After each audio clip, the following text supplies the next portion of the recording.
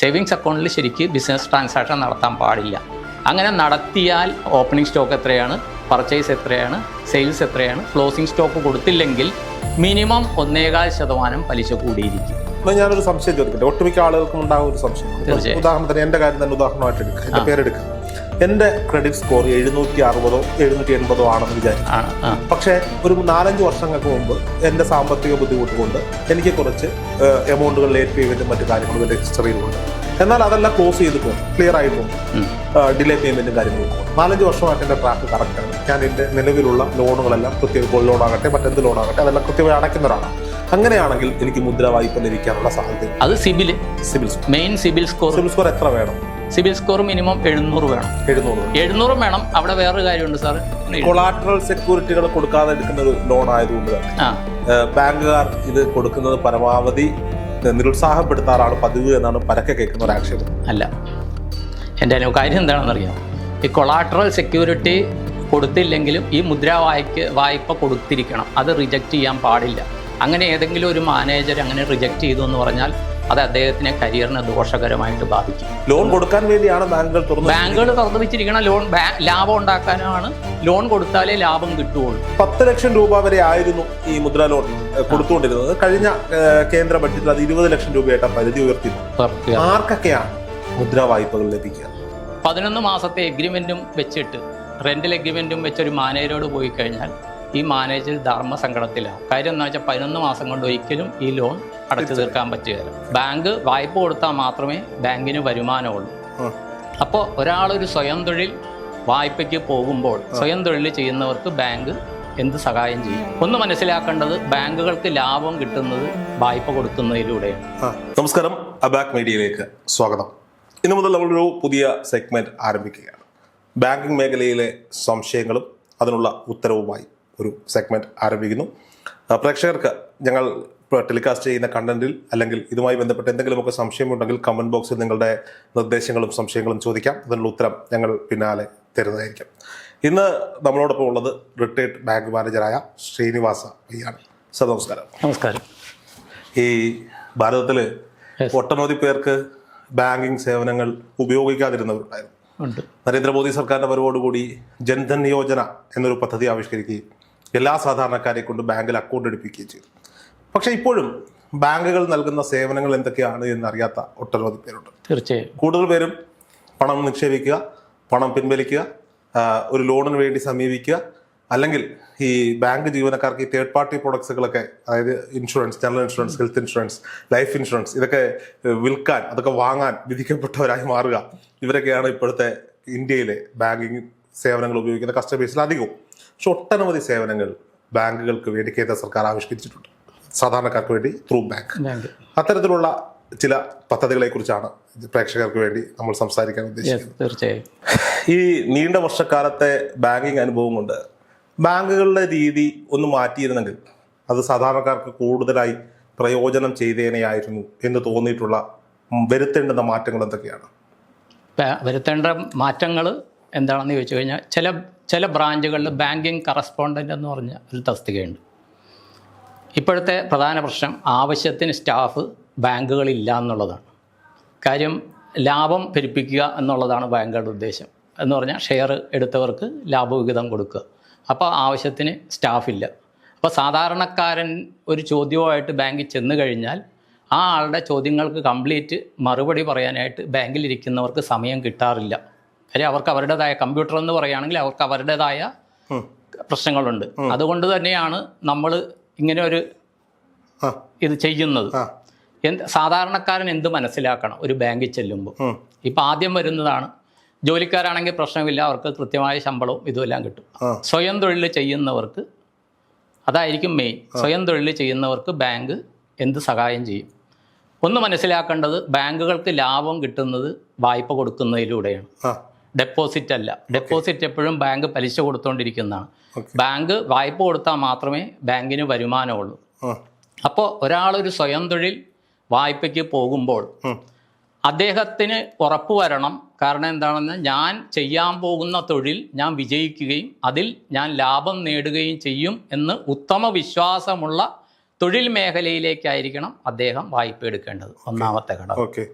2, അതിന് ആവശ്യമായ ലൈസൻസുകൾ പഞ്ചായത്താകട്ടെ മുനിസിപ്പാലിറ്റി ആകട്ടെ അത് കരസ്ഥമാക്കണം. 3ാമത്തെ കാര്യം എന്താണെന്ന് വെച്ചാൽ സ്വന്തം സ്ഥലത്തോ അല്ലെങ്കിൽ വാടക സ്ഥലത്തോ ആണ് ചെയ്യുന്നതെങ്കിൽ അതിന് അതിൻ്റേതായ പ്രമാണങ്ങൾ, സ്വന്തം സ്ഥലമാണെങ്കിൽ അത് തെളിയിക്കേണ്ടതായ പ്രമാണങ്ങളോ, വാടക സ്ഥലത്താണെങ്കിൽ അതിൻ്റെ വാടക കരാറോ കൊടുക്കേണ്ടതാണ്. അതോടൊപ്പം ഒരു കാര്യം കൂടി പറയട്ടെ, ഇപ്പോൾ ഒരാൾ ഒരു ലോൺ എടുക്കുകയാണെങ്കിൽ സാധാരണഗതി 5 വർഷം കൊണ്ട് തിരിച്ചടയ്ക്കാൻ പറ്റുള്ളൂ. പക്ഷേ 10 ലക്ഷം മുദ്ര ലോൺ ചോദിച്ചുകൊണ്ട് പോകുന്നവർ, ഇപ്പോൾ എല്ലാവരും മുദ്ര 10 ലക്ഷം, 20 ഇൻക്രീസ് ചെയ്തിട്ടുണ്ട്. പക്ഷേ ബാങ്കുകളിൽ അതിൻ്റെ ഇത് വന്നിട്ടില്ല. ചില ബാങ്കുകളിൽ വന്നു, ചിലയിൽ വരാനുണ്ട് അതിൻ്റെ ഗൈഡ് ലൈൻസ്. ഈ 10 ലക്ഷം ചോദിച്ച് പോകുന്ന ആൾ 11 മാസത്തെ എഗ്രിമെൻറ്റും വെച്ചിട്ട്, റെൻ്റൽ എഗ്രിമെൻറ്റും വെച്ചൊരു മാനേജരോട് പോയി കഴിഞ്ഞാൽ ഈ മാനേജർ ധർമ്മസങ്കടത്തിലാവും. കാര്യം എന്താ വെച്ചാൽ 11 മാസം കൊണ്ട് ഒരിക്കലും ഈ ലോൺ അടച്ചു തീർക്കാൻ പറ്റുകയില്ല. എന്തുകൊണ്ട് ഈ 11 മാസത്തിൽ നമ്മൾ നിർത്തുന്നു? 11 മാസത്തിന് മുകളിലാണെങ്കിൽ ഇത് രജിസ്റ്റർ ചെയ്തിരിക്കണം. അപ്പോൾ എപ്പോഴും ആ ഒരു റെൻ്റൽ എഗ്രിമെൻ്റ് ഉണ്ടെങ്കിൽ രജിസ്റ്റർ ചെയ്യുന്നത് നല്ലത്. ഇപ്പോൾ ബാങ്കുകളാണെങ്കിൽ ഒരു പ്രിമൈസസ് എടുക്കുകയാണെങ്കിൽ 25 വർഷം മിനിമം അത് എഗ്രിമെൻ്റാണ്. ഓരോ 5 വർഷം കൂടുമ്പോഴും 25%, 20 തൊട്ട് 25% വരെ വർധനവ് കൊടുക്കും. കാര്യം 11 മാസത്തെ എഗ്രിമെൻറ്റിലൊന്നും വർക്ക് നടക്കുകയില്ല. അതുപോലെ തന്നെ എപ്പോഴും റെൻ്റൽ എഗ്രിമെൻറ്റ് വാലിഡ് ആയിരിക്കാൻ ശ്രദ്ധിക്കുക. അല്ലെങ്കിൽ ഇപ്പോൾ എനിക്ക് പേഴ്സണലി അനുഭവമുള്ള കുറേ കേസുകളുണ്ട്. ഒരാളൊരു 11 മാസത്തെ എഗ്രിമെൻറ്റിൽ ഒരു കാര്യം തുടങ്ങി, ഒരു ചായക്കടയായിരിക്കും, ഒരു ടൈലറിങ് ഷോപ്പായിരിക്കും. ഇത് നല്ല രീതിയിൽ വർദ്ധിച്ച് വരുമ്പോൾ സാധാരണ 5-10% മാത്രം 11 മാസം കഴിഞ്ഞ് വാടക വർധനവ് ചോദിക്കേണ്ടത് അവർ അതിലും കൂടുതൽ ചോദിക്കും. അത് അവിടെ നിർത്തിപ്പോകേണ്ട അവസ്ഥകൾ വന്നിട്ടുണ്ട്. പിന്നെ വേറൊന്ന് മനസ്സിലാക്കേണ്ടത്, ഒരു ബാങ്ക് മാനേജർക്കും സ്വന്തം ഇഷ്ടപ്രകാരം തീരുമാനം എടുക്കാൻ പറ്റുകയില്ല. എപ്പോഴും ഒരു റെക്കമെൻഡ് ഓഫീസർ ഉണ്ടാവും. ഒരാൾ റെക്കമെൻഡ് ചെയ്യാണ്ട് ഒരു മാനേജർക്ക് ഒരു ലോൺ കൊടുക്കാൻ പറ്റില്ല. 2ാമത്തെ കാര്യം, ഒരു ബ്രാഞ്ചിൻ്റെ മാനേജർ ആ ബ്രാഞ്ചിലെ ബിസിനസ്സിൻ്റെ വോളിയം അനുസരിച്ച് സ്കെയിൽ 1 തൊട്ട് മുകളിലോട്ടുള്ള തസ്തികയിലാണ്. ആ സ്കെയിൽ 1 മാനേജർക്ക് കൊടുക്കാവുന്ന വായ്പയുടെ പരിധിക്കൊരു ലിമിറ്റ് ഉണ്ടാകും. അതേസമയം സ്കെയിൽ 2 മാനേജർക്ക് അതിലും കൂടുതൽ. അങ്ങനെ ആ ബ്രാഞ്ച് ഏത് കാറ്റഗറിയിൽ വരുന്നു, സ്മാൾ ആണോ, മീഡിയം ആണോ, ലാർജ് ആണോ, വെരി ലാർജ് ആണോ എന്നെല്ലാം നോക്കിയിട്ടാണ് ഈ ലോൺ എമൗണ്ട് സാങ്ഷൻ ചെയ്യാനായിട്ട് മാനേജർക്ക്. ലോൺ തന്നില്ല, ലോൺ എമൗണ്ട് കുറഞ്ഞു പോയി എന്ന് പറഞ്ഞ മാനേജറോട് പിണങ്ങിയിട്ട് കാര്യമില്ല, അദ്ദേഹത്തിന് സാധിക്കില്ല. വേറൊരു വിഷയം, ഇപ്പോൾ താങ്കൾ അത് പറഞ്ഞപ്പോൾ ഞാനൊരു കാര്യം പറയാം. ഞാൻ വർക്ക് ചെയ്ത ബ്രാഞ്ചിലിരിക്കും, ഒരു പാർട്ടി ഹൗസിംഗ് ലോണിന് വന്നു. പാലക്കാടാണ് ബ്രാഞ്ച്, അതും കൂടി പറയാം. അപ്പോൾ അവർ ഹൗസിംഗ് ലോണിന് വന്നപ്പോൾ അവരുടെ എലിജിബിലിറ്റി വെച്ചിട്ട് അവർക്ക് 10 ലക്ഷം രൂപ ലോൺ കിട്ടും. അപ്പോൾ ഞാൻ അവരോട് പറഞ്ഞ്, മാം 10 ലക്ഷം രൂപ ലോൺ എടുക്കുക, നിങ്ങൾക്ക് എലിജിബിലിറ്റി അല്ല, അത്രയൊന്നും വേണ്ട, ഞങ്ങൾക്ക് 6 ലക്ഷം വെച്ച് ലോൺ വീട് പണി തീരും. എന്നാൽ 8 ലക്ഷം സാങ്ഷനാക്കി. 8 ലക്ഷം സാങ്ഷനാക്കി. കാര്യം എന്ന് വെച്ചാൽ നമ്മളൊരു ഹൗസിംഗ് ലോൺ എടുക്കുമ്പോൾ എപ്പോഴും നമുക്കിപ്പോൾ എത്ര രൂപയ്ക്ക് വർക്ക് തരുമോ അതിൻ്റെ 20-25% നമ്മൾ മാർജിൻ ഇട്ടിരിക്കണം. കാര്യം എന്താ വെച്ചാൽ ആ വീട് പണി തീരാൻ മിനിമം 1 വർഷം പിടിക്കും. ഈ 1 വർഷത്തിനുള്ളിൽ ഇതിൻ്റെ എന്തൊക്കെ അതിൻ്റെ വില കൂടും, പണിക്കാശ് എല്ലാം കൂടും. അത് കണ്ടിട്ട് വേണം എപ്പോഴും ഒരു എസ്റ്റിമേറ്റ് തയ്യാറാക്കാൻ. അവരുടെ അടുത്ത് പറഞ്ഞ് ഇതൊക്കെ പറഞ്ഞിട്ട് പിന്നെ ഞാൻ റിട്ടയർ ആയി കഴിഞ്ഞ് 2 മാസം കഴിഞ്ഞ് അവരെന്നെ വിളിച്ചു. എന്നിട്ട് പറയുകയാണ്, സാറ് പറഞ്ഞ പോലെ ബാക്കി കാശ് കൂടി ലോൺ കിട്ടാൻ എന്തെങ്കിലും വകുപ്പുണ്ടോ? ഞാൻ പറഞ്ഞൊരു രക്ഷയില്ല. കാര്യം എന്നാൽ ആദ്യമേ അത് ചെയ്യണം. പലർക്കും പറ്റുന്നൊരു കാര്യം. ബാക്കി ഞങ്ങൾ ആരെങ്കിലും പേഴ്സണലി വ്യക്തികളുടെ അടുത്ത് നമ്മൾ വാങ്ങിച്ചോളാം, അല്ലെങ്കിൽ സ്വർണം പണയം വയ്ക്കാം, അല്ലെങ്കിൽ ബ്ലേഡുകാരോട്. അതാണ് ഏറ്റവും വലിയ കാര്യം. ആരെങ്കിലും പെട്ടെന്ന് കാശ് തരുന്നവരുടെ അടുത്ത് വാങ്ങിക്കാമെന്ന് തീരുമാനിച്ച് കടത്തിപ്പെട്ട കുറേ ആൾക്കാർ 6% പലിശ എന്ന് പറഞ്ഞാൽ അത് 6 എന്ന് പറയുമ്പോൾ 16 എന്നുള്ള ഇത് നോക്കണം. ബാങ്ക് ഇപ്പോൾ 9%, 10% പലിശ പറയുമ്പോൾ 100 രൂപയ്ക്ക് 1 വർഷം 10 രൂപയാണ് പലിശ വരുന്നത്. അതാണ് കാൽക്കുലേഷൻ വരുന്നത്. അപ്പോൾ എപ്പോഴും 1 വർഷം 100 രൂപയ്ക്ക് 1 വർഷം 10 രൂപയാണ് പലിശ. 100 രൂപയ്ക്ക് 5 രൂപ മാസമാണ് വരുന്നത്. അതാണ് 15-60 എന്നുള്ള 60% എന്നുള്ളത് വരും. അപ്പോൾ എപ്പോഴും നമ്മൾ ഒരു ബാങ്കിനെ സമീപിക്കുമ്പോൾ നമ്മൾ എന്ത് പദ്ധതിയാണോ ഉദ്ദേശിക്കുന്നത് അത് ബാങ്ക് മാനേജർക്ക് സാങ്ഷനാക്കാൻ പറ്റുന്ന രീതി വേണം നമ്മൾ കൊടുക്കാനായിട്ട്. അതിന് ടീച്ചേഴ്സ് പണ്ട് പറയാറുണ്ട്, നിങ്ങൾ എഴുതി വെക്കുന്നത് എന്തും നല്ല വൃത്തിയോടെയും ഭംഗിയോടെയും എഴുതണം. നിങ്ങൾ എഴുതിയത് തെറ്റാണെങ്കിൽ നിങ്ങളുടെ കയ്യക്ഷരം കണ്ടിട്ട് മാർക്ക് കിട്ടുന്ന സാധാരണ നമ്മൾ പഠിക്കുമ്പോൾ ടീച്ചേഴ്സ് പറയുന്നത് ഇത് തന്നെയാണ് ബാങ്കിൻ്റെ കാര്യത്തിലും. കൊടുക്കുന്നത് കൃത്യമായിട്ടും ചിട്ടയോടെയും കൊടുത്തു കഴിഞ്ഞാൽ ബാങ്ക് മാനേജർക്ക് പെട്ടെന്ന് തന്നെ ഇത് സാങ്ഷൻ ചെയ്യാൻ സാധിക്കും. 2ാമത്തെ കാര്യം, ഇന്ന് ഒരു ലോണിനും ഒരു ബാങ്കും, ഇപ്പോൾ ന്യൂ ജനറേഷൻ സോഷ്യൽ മീഡിയ യുഗമാണ്, കമ്പ്യൂട്ടർ യുഗമാണ്, ഒരു ലോണിനും ഒരു ബാങ്കിലും നേരിട്ട് പോകേണ്ട ആവശ്യമില്ല. ഓൺലൈനിൽ ബുക്ക് ചെയ്യാം. നാഷണൽ ബാങ്കുകളിലും സാധ്യമാണ്. എല്ലാ ബാങ്കിലും അത് സാധ്യമാണ്. അവരുടെ സൈറ്റിൽ പോയി കഴിഞ്ഞാൽ എല്ലാം ഓൺലൈൻ ബുക്ക് ചെയ്യാം. അവരുടെ എക്സിക്യൂട്ടീവ് വിളിക്കും, ഒരു സംശയമില്ല. ഇപ്പോൾ എഡ്യൂക്കേഷൻ ലോൺ ആണെങ്കിൽ വിദ്യാലക്ഷ്മി പോർട്ടൽ. ലോൺ കൊടുക്കാൻ വേണ്ടിയാണ് ബാങ്കുകൾ തുറന്നു വെച്ചിരിക്കുന്ന ലോൺ ലാഭം ഉണ്ടാക്കാനാണ്. ലോൺ കൊടുത്താലേ ലാഭം കിട്ടുകയുള്ളൂ. അപ്പൊ നമ്മൾ മുദ്ര വായ്പകളെ പറ്റിയാണ് സംസാരിച്ചുകൊണ്ടിരുന്നത്. അപ്പൊ 10 ലക്ഷം രൂപ വരെ ആയിരുന്നു ഈ മുദ്ര ലോൺ കൊടുത്തുകൊണ്ടിരുന്നത്. കഴിഞ്ഞ കേന്ദ്ര ബഡ്ജറ്റിൽ അത് 20 ലക്ഷം രൂപയായിട്ട് ആ പരിധി ഉയർത്തിയിട്ടുണ്ട്. ആർക്കൊക്കെയാണ് മുദ്ര വായ്പകൾ ലഭിക്കുക? മുദ്രാ വായ്പകൾ ലഭിക്കുന്നത് സ്വയം തൊഴിൽ ചെയ്യാൻ തയ്യാറായ ആൾക്കാർ. ഇപ്പം ഞാൻ പറയുകയാണ്, എനിക്കൊരു മുദ്രാ വായ്പ വേണം, ഞാനൊരു കാർ വാങ്ങിക്കുകയാണെന്ന് പറഞ്ഞാൽ ഈ കാർ ഓടിക്കാനും ഉള്ള ലൈസൻസ് ഒന്ന് എനിക്ക് വേണം. ഇല്ലെങ്കിൽ ഞാൻ വേറൊരാളെ ശമ്പളത്തിന് നിർത്തുമ്പോൾ അതിൻ്റെ ചിലവ് ഞാൻ കണക്ക് കൂട്ടണം. അപ്പോൾ ആർക്ക് വരുമാനം ഉണ്ടാക്കാൻ അവർ ആഗ്രഹിക്കുന്നു മുദ്ര വായ്പ ഉപയോഗിക്കാൻ പറ്റും. പിന്നെ ടാക്സി ഇപ്പോൾ ഓട്ടോറിക്ഷ വാങ്ങിക്കുന്നു എന്ന് വെച്ചാൽ ഇപ്പോൾ പറ്റുന്ന ബാങ്കുകൾക്ക് വരുന്ന ധർമ്മസങ്കടം അതാണ്. ഓട്ടോറിക്ഷയ്ക്ക് ഇപ്പോൾ കൊച്ചി കോർപ്പറേഷനിൽ ഒരു ഓട്ടോറിക്ഷയ്ക്ക് വേണ്ടി ഇതിന് പോയി കഴിഞ്ഞാൽ ലോൺ കൊടുക്കാൻ ബുദ്ധിമുട്ടില്ല. പക്ഷേ ആ ഓട്ടോയ്ക്ക് പെർമിറ്റ് കിട്ടുമോ? പെർമിറ്റ് ഇല്ലാണ്ട് ഇയാൾ ഓട്ടോ എങ്ങനെ ഓടിക്കും? അതൊരു പ്രശ്നമാണ്. പിന്നെ വേറൊരു കാര്യം, ഈ മുദ്രാ വായ്പയിൽ പറ്റുന്ന ഒരാളൊരിടത്ത് ഒരു കച്ചവടം നടത്തി വിജയിച്ചു, ഉടനെ തന്നെ അതിൻ്റെ ഓപ്പോസിറ്റ് ഇതേ കച്ചവടത്തിന് വേണ്ടിയിട്ട് ബാങ്കുകളിൽ ലോണിന് പോകും. അത് ബാങ്കുകൾ എപ്പോഴും പ്രോത്സാഹിപ്പിക്കുകയില്ല. കാര്യം എന്താ വെച്ചാൽ വിജയ ശതമാനം കുറവാണ്. ഈ ആൾക്ക് തിരിച്ചടയ്ക്കാൻ പറ്റുമോ? ഈ കച്ചവടം അവിടെ വിജയകരമായി പോകുമോ? ഇതെല്ലാം നോക്കേണ്ട ഉത്തരവാദിത്വം ബാങ്ക് മാനേജർക്കോ അല്ലെങ്കിൽ റെക്കമെൻഡിങ് ഓഫീസർക്കോ ഉണ്ട്. മനസ്സിലായി. ഓക്കെ. അപ്പം ഒരു വ്യവസായം അല്ലെങ്കിൽ ഒരു സ്വയം തൊഴിൽ കണ്ടെത്തുന്ന ആർക്കും, അത് എന്ത് സ്വയം തൊഴിലായാലും മുദ്രാ വായ്പയ്ക്ക് അപേക്ഷിക്കാം. അത് കൊടുക്കണോ വേണ്ടയോ എന്ന് തീരുമാനിക്കുന്നത് ബ്രാഞ്ചാണ്. കൊടുക്കണോ വേണ്ടയോ തീരുമാനിക്കുന്ന ബ്രാഞ്ചാണ്. അങ്ങനെ കൊടുക്കണ്ടെന്ന് അവർക്ക് തീരുമാനിക്കാൻ പറ്റില്ല. കൊടുക്കണ്ടെന്നുണ്ടെങ്കിൽ എന്തുകൊണ്ട് അത് കൊടുക്കുന്നില്ല എന്ന് വിശദീകരിക്കാനുള്ള ബാധ്യതയുണ്ട് കസ്റ്റമറോടല്ലെങ്കിലും. അത് റിജക്ട് ചെയ്യുമ്പോൾ അതിന്റെ റീസൺ കൊളാട്രൽ സെക്യൂരിറ്റികൾ കൊടുക്കാതെ എടുക്കുന്ന ഒരു ലോൺ ആയതുകൊണ്ട് തന്നെ ബാങ്കുകാർ ഇത് കൊടുക്കുന്നത് പരമാവധി നിരുത്സാഹപ്പെടുത്താറാണ് പതിവ് എന്നാണ് പരക്കെ കേൾക്കുന്ന ഒരു ആക്ഷേപം. അല്ല, എൻ്റെ കാര്യം എന്താണെന്നറിയാമോ? ഈ കൊളാട്രൽ സെക്യൂരിറ്റി കൊടുത്തില്ലെങ്കിലും ഈ മുദ്രാ വായ്പ കൊടുത്തിരിക്കണം. അത് റിജക്റ്റ് ചെയ്യാൻ പാടില്ല. അങ്ങനെ ഏതെങ്കിലും ഒരു മാനേജർ അങ്ങനെ റിജക്റ്റ് ചെയ്തു എന്ന് പറഞ്ഞാൽ അത് അദ്ദേഹത്തിനെ കരിയറിനെ ദോഷകരമായിട്ട് ബാധിക്കും. ഏതൊക്കെ സാഹചര്യത്തിലാണ് ഇപ്പോൾ ഒരു മാനേജർ ഇത് വേണ്ട എന്ന് വെക്കുന്നു? അതിന് റീസൺ ഉണ്ട്. എന്തൊക്കെ സാഹചര്യത്തിലാണ് ഇത് വേണ്ട എന്നും ഇത് കൊടുക്കണ്ട എന്ന്? ഇപ്പോൾ ഒരു ലോൺ കൊടുത്തു, എന്തു ആകട്ടെ, ആ ലോൺ കൊടുത്തിട്ട് അത് ആ ബ്രാഞ്ചിൽ ഏറ്റവും കൂടുതൽ കിട്ടാക്കടമായിട്ടുണ്ടെങ്കിൽ ആ ലോൺ ആ ബാങ്കിൽ സാങ്ഷൻ ചെയ്യാൻ മാനേജർക്ക് പവർ കാണില്ല.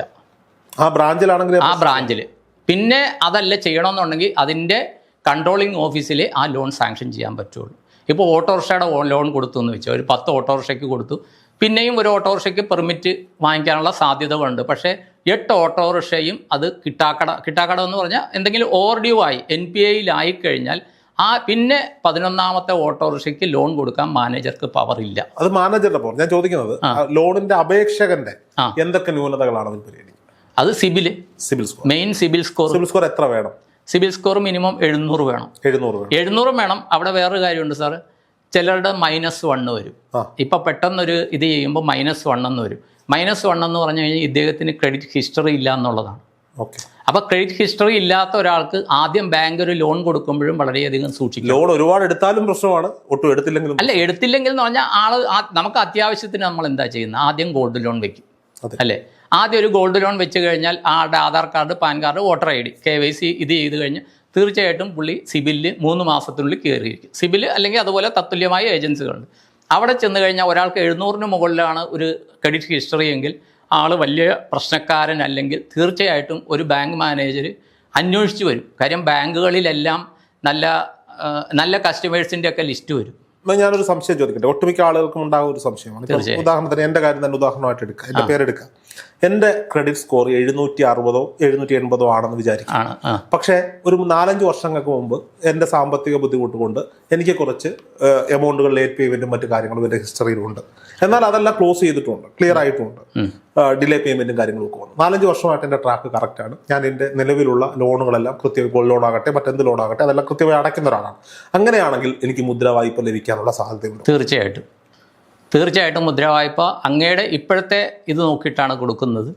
ഒരു വിൽഫുൾ ഡിഫാൾട്ടർ അല്ലാത്ത പക്ഷം. കാര്യം കുറച്ച് വർഷങ്ങൾക്ക് മുമ്പ് പല കാരണങ്ങളാൽ ബിസിനസ് പൊളിഞ്ഞവരുണ്ട്. അത് കഴിഞ്ഞിട്ട് ബിസിനസ് നല്ല രീതിയിൽ കൊണ്ടുവരുന്നുണ്ട്. പക്ഷേ ആ കാര്യത്തിൽ ആ പർട്ടിക്കുലർ ബ്രാഞ്ച് മാനേജർക്ക് അതിൽ ഫൈനൽ ഡിസിഷൻ എടുക്കാൻ പറ്റില്ല. അദ്ദേഹത്തിന് റെക്കമെൻഡ് ചെയ്ത് അദ്ദേഹത്തിൻ്റെ കൺട്രോളിങ് ഓഫീസിലേക്ക് വിടണം. ഒരാൾ ഒരു ഡിഫാൾട്ടർ എന്തെങ്കിലും ഇത് NPA വന്നു, 90 ദിവസത്തേക്ക് അടച്ചില്ലെങ്കിൽ NPA ആണ്. 3 മാസം കുടിശ്ശിക വന്നാൽ എണിപ്പിക്കുകയാണ്.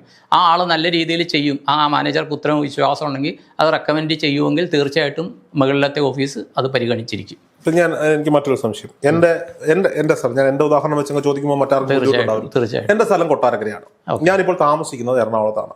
ഞാൻ ബിസിനസ് ചെയ്യുന്നത് എൻ്റെ ഓഫീസ് ആലുവയിലാണ്. എൻ്റെ ബാങ്ക് അക്കൗണ്ട് ഞാൻ നേരത്തെ വർക്ക് ചെയ്തുകൊണ്ടിരുന്നത് തിരുവനന്തപുരത്താണെന്ന് വെക്കുക. ഞാൻ ഏത് ബാങ്കിലാണ്, ഏത് ബ്രാഞ്ചിലാണ് ഞാൻ ലോണിന് വേണ്ടി? താങ്കൾക്ക് എവിടെ, താങ്കൾ ആ വാങ്ങിക്കുന്ന വായ്പ വെച്ചിട്ട് എവിടെയാണോ അതിൻ്റെ ഇത് വർക്ക് നടത്തുന്നത്, ഇപ്പോൾ ആലുവയാണെങ്കിൽ ആലുവ ബ്രാഞ്ചിൽ ആണ് അപേക്ഷിക്കേണ്ടത്. അപ്പോൾ എൻ്റെ ഹോം ബ്രാഞ്ചും ഇതുമായിട്ടൊരു ബന്ധമില്ല? ഹോം ബ്രാഞ്ച് അല്ല. ഇപ്പോൾ ഞാൻ പറയട്ടെ, ഇപ്പോൾ എൻ്റെ സർവീസിൽ വന്നിട്ടുണ്ട് ചിലർ ബോംബെയിൽ, തൃശ്ശൂരുള്ളവരാണെന്ന് വെച്ചോ, ബോംബെയിൽ അവർ ഫ്ലാറ്റ് എടുക്കാൻ പോകുന്നു, അവർ പുതുതായിട്ട് ട്രാൻസ്ഫർ ആയിട്ട് IT വിങ്ങിൽ പോയതാണ്, അവർക്ക് അവിടെ ഒരു പരിചയമില്ല. അവിടെ പരിചയമില്ലാണ്ട് വരുമ്പോൾ അവരവിടെ ചെല്ലും. ആ ബ്രാഞ്ചിൽ നിന്ന് അപ്രോച്ച് ചെയ്യുമ്പോൾ അപ്പോൾ ഉടനെ അവർ നമ്മുടെ അടുത്ത് ചോദിക്കും, ഇയാളുടെ ഇതെങ്ങനെയാണെന്നൊക്കെ ചോദിച്ചുകൊണ്ട് ആൾ നല്ല ഇതാണ്, ആളുടെ ഇവിടുത്തെ അഡ്രസ് ചോദിക്കും. വേറെ ബാങ്ക് ആണെങ്കിൽ ചോദിക്കുക. ഉദാഹരണത്തിന് എന്റെ ബാങ്കിങ് ഞാൻ ഉപയോഗിച്ചുകൊണ്ട് നിലവിൽ ഉപയോഗിക്കുന്നത് IOB ആണെന്ന്, ഞാൻ ഇവിടെ ഫെഡറൽ ബാങ്കിലാണ് ബാങ്കിന് ലോണിന് അപേക്ഷിക്കുന്നതെങ്കിൽ അവിടെ എന്റെ ട്രാക്ക് ചോദിക്കുമോ? ചോദിക്കണ്ടേ? ഇപ്പോൾ ഓൺലൈനിൽ ലഭ്യമാണ്. അല്ല, സാധാരണഗതിയിൽ വന്നാൽ ബാങ്കുകൾക്ക് ചോദിക്കാം, അതും ചോദിക്കാം. ബാങ്കുകൾ തമ്മിലൊരു അഡ്ജസ്റ്റ്മെൻ്റ് ഉണ്ടല്ലോ. കാര്യം ബിസിനസ്സിലാണ് നമ്മൾ IOB അല്ലെങ്കിൽ Canara bank, SBI, federal bank എന്നൊക്കെ വരുന്നത്. പക്ഷേ ബാങ്കുകൾക്ക് പൊതുവായ ഒരു ചട്ടക്കൂടുണ്ട്. ഇപ്പോൾ ശ്രദ്ധിക്കേണ്ടത് 2-3 കാര്യങ്ങളാണ്. സിബിൽ സ്കോർ മിനിമം 700 ഉണ്ടായിരിക്കും. 700. കൃത്യമായ പ്രൊജക്ട് റിപ്പോർട്ട്, അതിനെപ്പറ്റി നമ്മൾ പറഞ്ഞിട്ടില്ല. എന്തൊക്കെ ഡോക്യുമെന്റ്സ് ആണ് നമ്മൾ സമർപ്പിക്കേണ്ടത് ലോണിന് സമർപ്പിക്കേണ്ടത്? പ്രൊജക്ട് റിപ്പോർട്ട് പറഞ്ഞല്ല. പ്രൊജക്ട് റിപ്പോർട്ടിൽ ഈ കാര്യങ്ങളല്ല. ഈ വർക്ക് ചെയ്യാനായിട്ട് ഈ ആൾക്ക്, ഇപ്പോൾ രോഹിത് സാറിനാണെങ്കിൽ രോഹിത് സാറ് ഒരു കാര്യം ചെയ്യുകയാണെങ്കിൽ അത് ചെയ്യാനുള്ള എന്തൊക്കെ എക്സ്പീരിയൻസ് ഉണ്ടെന്ന് അതിൽ കാണിച്ചിരിക്കണം. അതിന് രേഖകൾ വേണം ശരിക്കും. മനസ്സിലായി. ഇത് വെച്ചിരിക്കണം. പിന്നെ അത് വാടകയ്ക്കാണെങ്കിൽ ആ വാടകക്കാരൻ്റെ വാടക ചേർത്ത്, അതുകൂടാണ്ട് ഈ ആളാണ് ഇതിൻ്റെ വാടകക്കാരൻ, ഉടമസ്ഥൻ എന്ന് പറഞ്ഞുകൊണ്ടുള്ള രേഖ കൊടുക്കണം. മനസ്സിലായി? ആ രേഖകൾ കൊടുക്കണം. Lease agreement. പിന്നെ രണ്ടാമത്തെ കാര്യം, നമ്മൾ എന്തെങ്കിലും സാധനങ്ങൾ പർച്ചേസ് ചെയ്യുകയാണെങ്കിൽ ഈ പർച്ചേസ് ചെയ്യുകയാണെങ്കിൽ അവരുടെ കൊട്ടേഷൻ വെക്കണം. ഈ തുകയൊക്കെ അവർക്കേ പോകുള്ളൂ. മനസ്സിലായി. അത് എൻ്റെ ചോദ്യം. ഇപ്പൊ മുദ്രവായ്പ എടുക്കുമ്പോൾ വർക്കിംഗ് ക്യാപിറ്റൽ ലോൺ അവൈലബിൾ ആണോ? തീർച്ചയായിട്ടും വർക്കിംഗ് ക്യാപിറ്റൽ ലോൺ. അക്കൗണ്ടിൽ ഒരു പണം വേണമല്ലോ, അത് കിട്ടുമോ? അപ്പൊ പർച്ചേസ് ലോൺ ആണ് ഇവർ കൂടുതലും പ്രൊമോട്ട് ചെയ്യുന്നതെന്നാണ് ഞാൻ കേട്ടിട്ടുള്ളത്. അതുകൊണ്ടാണ് ഞാൻ ചോദിക്കുന്നത്. പർച്ചേസ് ലോണൊന്നുമല്ല.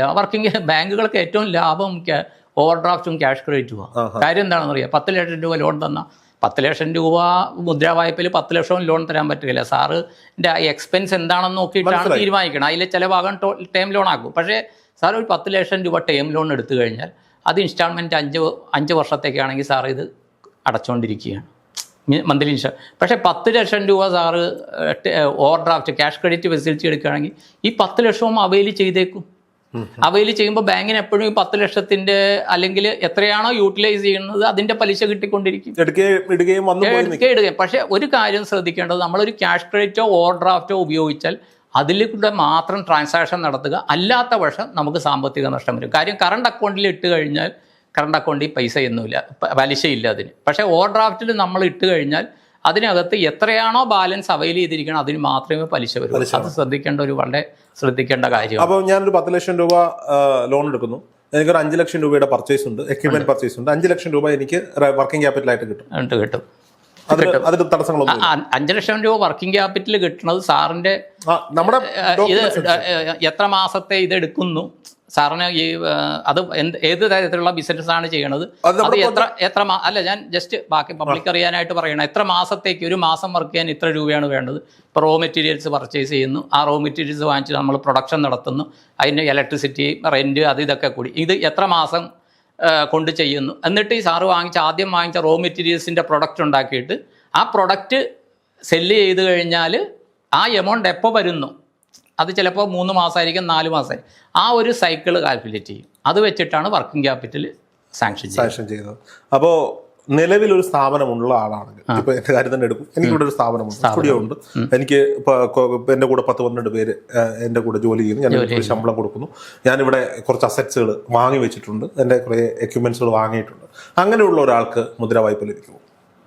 ബിസിനസ് ഡെവലപ്പ് ചെയ്യാനായിട്ട് കിട്ടും, എക്സ്പാൻഡ് ചെയ്യാനായിട്ട് കിട്ടും. കാര്യം എന്താ വെച്ചാൽ നമ്മൾ ആ എക്സ്പാൻഡ് ചെയ്യുമ്പോൾ നമുക്കതനുസരിച്ച് ലാഭം വർദ്ധിച്ചിരിക്കണം. അപ്പോൾ എക്സിസ്റ്റിംഗ് ഉള്ള ഒരു ബിസിനസ് ഉള്ള ഒരാൾ പോകുമ്പോൾ, ഇപ്പോൾ ഇപ്പോൾ സാർ ഇവിടെ സ്ഥാപനം തുടങ്ങിയിട്ട് 2-3 വർഷമായെങ്കിൽ വേറൊരു ലോണിന് അപ്രോച്ച് ചെയ്യുമ്പോൾ ഈ പഴയ പീരീഡിൻ്റെ ബുക്ക് ആൻഡ് അക്കൗണ്ട്സ് കൊണ്ടേ കാണിക്കണം. കാര്യം എന്ന് വെച്ചാൽ എന്താണ് ട്രാൻസാക്ഷൻ ഡീറ്റെയിൽസ് അതെല്ലാം കാണിക്കേണ്ടി വരും. ITR കാണിക്കേണ്ടി വരും. ITR കാണിക്കണം. ഇപ്പോൾ നിലവിൽ 2 വർഷം വരെയുള്ള ITR ഒരുമിച്ച് ഫയൽ ചെയ്യാം. 3 വർഷത്തെ ITR ആണ് അവർ ചോദിക്കുന്നത് അല്ലേ? മുദ്രയ്ക്ക് 3 വർഷത്തെ ITR. 3 വർഷത്തെ അല്ല, നമ്മുടെ സ്ഥാപനം എപ്പോഴാണ് തുടങ്ങിയത് അത് തൊട്ടുള്ള അക്കൗണ്ട് ട്രാൻസാക്ഷൻ ചോദിക്കും. ഏത് ബാങ്കിലാണ് അക്കൗണ്ട് ട്രാൻസാക്ഷൻ ചെയ്തിരിക്കുന്നത്. അത് സേവിങ്സ് അക്കൗണ്ടിലാണ് ട്രാൻസാക്ഷൻ നടത്തിയിട്ടുള്ളതെങ്കിലോ? സേവിങ്സ് അക്കൗണ്ടിൽ ശരിക്ക് ബിസിനസ് ട്രാൻസാക്ഷൻ നടത്താൻ പാടില്ല. അങ്ങനെ നടത്തിയാൽ അതിൽ സേവിങ്സ് ഇൻട്രസ്റ്റ് വാങ്ങിക്കാൻ പാടില്ല. കാര്യം സേവിങ്സ് അക്കൗണ്ടിൽ വരുന്ന എമൗണ്ട് നമ്മുടെ പ്യൂർലി സേവിങ്സ് ആണ്. അത് നമ്മൾ ടാക്സ് കൊടുക്കാൻ ബാധ്യസ്ഥരാണ്. മനസ്സിലായി? വേറെ ക്യാഷ് ക്രെഡിറ്റ് എടുക്കുമ്പോൾ ഒരു കാര്യം ശ്രദ്ധിക്കേണ്ട, ഓവർ ഡ്രാഫ്റ്റ് ക്യാഷ് ക്രെഡിറ്റ് എടുക്കുമ്പോൾ ആൾക്കാർക്ക് അനാവശ്യമായിട്ട് ഇൻട്രസ്റ്റ് വരുന്നൊരു കാര്യമാണ്. എന്താവശ്യത്തിനാണോ എടുത്തിരിക്കണം അതിൻ്റെ സ്റ്റോക്ക് സ്റ്റേറ്റ്മെൻറ്റ് മന്ത്ലി കൊടുത്തിരിക്കണം. എന്ന് പറഞ്ഞാൽ ഓപ്പണിംഗ് സ്റ്റോക്ക് എത്രയാണ്, പർച്ചേസ് എത്രയാണ്, സെയിൽസ് എത്രയാണ്. ക്ലോസിംഗ് സ്റ്റോക്ക് കൊടുത്തില്ലെങ്കിൽ മിനിമം 1.25% പലിശ കൂടിയിരിക്കും. അത് വളരെയധികം ശ്രദ്ധിക്കണം. പിന്നത്തെ കാര്യം, ഒരു ഓവർ ഡ്രാഫ്റ്റ് ഒക്കെ എടുത്ത് ലോൺ കിട്ടി നമ്മുടെ കാര്യങ്ങളൊക്കെ പോകുന്നു. പക്ഷേ കൃത്യമായിട്ട് ഇപ്പോൾ ഓഡിറ്റ് എപ്പോഴാണ് നടക്കുന്നത്, ഇപ്പോൾ നമ്മുടെ ബിസിനസ് വോളിയം വെച്ച് ചിലപ്പോൾ ക്വാർട്ടർലി കാണും, ഹാഫ് ഇയർലി കാണും. ആ balance sheet, book of accounts എല്ലാം ബാങ്കുകളിൽ സബ്മിറ്റ് ചെയ്തിരിക്കണം. ടൈംലി സബ്മിറ്റ് ചെയ്തില്ലെങ്കിൽ അതിന് ചിലപ്പോൾ പീനൽ ഇൻട്രസ്റ്റ് വന്നേക്കും. മനസ്സിലായി? പിന്നെ ചില കാര്യങ്ങൾ ഇപ്പോൾ 10 ലക്ഷം വരെയുള്ള കുഴപ്പമില്ല, 10 ലക്ഷത്തിന് മുകളിൽ ചിലപ്പോൾ സർട്ടിഫൈഡ്, ഇത് ഓരോ ബാങ്കിൻ്റെ ഇതനുസരിച്ചാണ് സർട്ടിഫൈഡ് ഇത് കൊടുക്കേണ്ടി വരും, ബാലൻസ് ഷീറ്റൊക്കെ കൊടുക്കണം. അതൊക്കെ കൃത്യമായിട്ട് കൊടുത്തിരിക്കണം. അതൊരു കാരണം, മരുന്ന് കഴിക്കണ പോലെയാണിത്. നമ്മൾ മരുന്ന് കഴിക്കണ പോലെ ബാങ്കുകൾ എന്താണ് ആവശ്യം അത് കൃത്യമായിട്ട് ചെയ്യണം. അതിലുപരി നമ്മൾ ബാങ്കിൻ്റെ ലോൺ വെച്ചിട്ട് നമ്മൾ എന്തൊക്കെ സാധനങ്ങൾ വാങ്ങിച്ചിട്ടുണ്ടോ ഇതെല്ലാം ഇൻഷുറൻസ് കവർ ചെയ്തിരിക്കണം. ഇൻക്ലൂഡിങ് സാധിക്കുമെങ്കിൽ ബോറോവർ കൂടി ഇൻഷുറൻസ് കവറേജ് എടുക്കുന്നത് നല്ലത്. കാര്യം എന്താണെന്ന് വെച്ച് കഴിഞ്ഞാൽ എന്തെങ്കിലും സംഭവിച്ചാൽ തന്നെയും ഈ ബാങ്കിലുള്ള ഡ്യൂസ് അതുപോലെ ഇരിക്കും. ബാങ്കുകൾക്കൊന്നും ചെയ്യാൻ പറ്റില്ല. ഒരാൾ ഇത് എന്തെങ്കിലും അൺഫോർച്ചുനേറ്റ്ലി സംഭവിച്ചു എന്ന് പറഞ്ഞ് എഴുതി തള്ളാൻ ബാങ്കിന് സാധിക്കുക. ലൈഫ് ഇൻഷുറൻസും ജനറൽ ഇൻഷുറൻസ് എടുക്കാം, സ്റ്റോക്ക് ഇൻഷുറൻസ് എടുക്കാം, മെഷീനറി ആണെങ്കിൽ മെഷീനറി ഇൻഷുറൻസ് എടുക്കാം. ഇതിൽ അങ്ങ് ആദ്യം ചോദിച്ചൊരു ചോദ്യം കൊളാട്രൽ സെക്യൂരിറ്റി. ഒരു മാനുഫാക്ചറിങ് ഇൻഡസ്ട്രി ആണെങ്കിൽ ഇടുന്നതെന്ന് വെച്ചാൽ ഒരു ചെരുപ്പ് ഉണ്ടാക്കുന്ന ഇൻഡസ്ട്രി ഇടുകയാണെങ്കിൽ അതിന് വാങ്ങുന്ന മെഷീനറി അത് പ്രൈമറി സെക്യൂരിറ്റിയാണ്. അതെവിടെയാണോ വെക്കുന്നത് അത് പെട്ടെന്ന് എടുത്ത് മാറ്റാവുന്ന ഒരു സാധനമല്ല. അതെവിടെയാണോ വെക്കുന്നത് ആ വെക്കുന്ന സ്ഥലം പ്രൈമറി സെക്യൂരിറ്റിയാണ്. ഓക്കെ, മനസ്സിലായ? അങ്ങനെ ഒരു പ്രശ്നമുണ്ട്. കാര്യം ആ ലോൺ എമൗണ്ട് വെച്ച് എന്താണോ നമ്മൾ വാങ്ങിക്കുന്നത് ആ വാങ്ങിക്കുന്നത് ചില സമയത്ത് അത് പ്രൈമറി സെക്യൂരിറ്റിയാണ്. മനസ്സിലായി? അത് collateral security. In addition to primary security ചോദിക്കുന്നതാണ് കൊളാട്രൽ സെക്യൂരിറ്റി വരുന്നത്. ഓക്കെ, അപ്പോൾ പ്രേക്ഷകരോടാണ്, മുദ്രാ വായ്പ കൊടുക്കുന്നതിന് വേണ്ടിയാണ് അല്ലെങ്കിൽ വായ്പകൾ കൊടുക്കുന്നതിന് വേണ്ടിയാണ് ബാങ്കുകളുള്ളത്. തീർച്ചയായിട്ടും നിങ്ങൾക്ക് ഏതെങ്കിലും തരത്തിൽ തരാൻ കഴിയുമെങ്കിൽ ബാങ്ക് മാനേജർ അവരെ കൊണ്ട് കഴിയുന്ന എമൗണ്ട് സാങ്ഷൻ ചെയ്യും. നല്ല ഒരു പ്രൊജക്ട് റിപ്പോർട്ട് തയ്യാറാക്കുന്ന ഒരാളുമായി ഒരു പ്രൊജക്ട് റിപ്പോർട്ട് ഉണ്ടാക്കി കൃത്യമായി രേഖകൾ സമർപ്പിച്ചാൽ ഈ പറയപ്പെടുന്ന മുദ്രാ യോജനയിൽ ഉൾപ്പെടുത്തി മുദ്രാ ലോൺ 10 ലക്ഷം രൂപയാണ് നിലവിൽ, 20 ലക്ഷം രൂപയായി ഉയർത്തിയിട്ടുണ്ട്. എല്ലാ ബാങ്കുകാർക്കും അതിന്റെ നിർദ്ദേശങ്ങൾ വന്നു തുടങ്ങിയിട്ടുണ്ട്. ഓക്കെ, അപ്പോൾ അടുത്ത ഒരു വിഷയവുമായി നമുക്ക് കാണാം. തീർച്ചയായിട്ടും. Okay, thank you.